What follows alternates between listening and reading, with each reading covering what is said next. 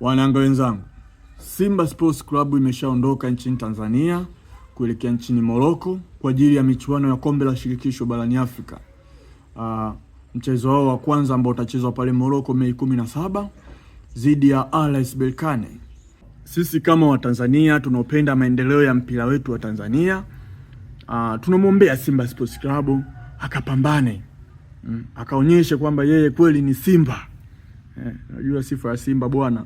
Simba sio panya wala paka. Simba ni mnyama mkubwa polini, akadhihirisha hilo. Japo nimejaribu kufuatilia katika mechi 2-3 zao walizocheza, nimegundua kuna changamoto pia wanayo.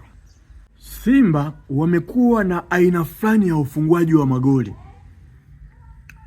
Nazungumza hivyo kwa maana ipi? Kama umefuatilia hata hizo mechi zao 2-3 waliocheza katika ligi kuu NBC, angalia magoli waliofungwa. Ni zile shuti ambazo zinapigwa nje ya box. Zimekuwa zikimsumbua sana Musa Pimpini Kamara.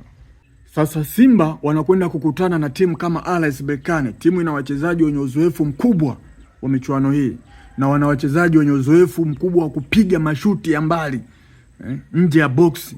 Kwa hiyo inaweza ikawaasili kwa namna moja ama nyingine. Kwa hiyo na nadhani mwalimu Fadlu Davids kashaliona hili, na wamejua namna gani ya kulisolve, na kama watafanikiwa kudhibiti kufungwa magoli ya design hii, basi naona kabisa Simba anakwenda kumaliza mechi kule Morocco.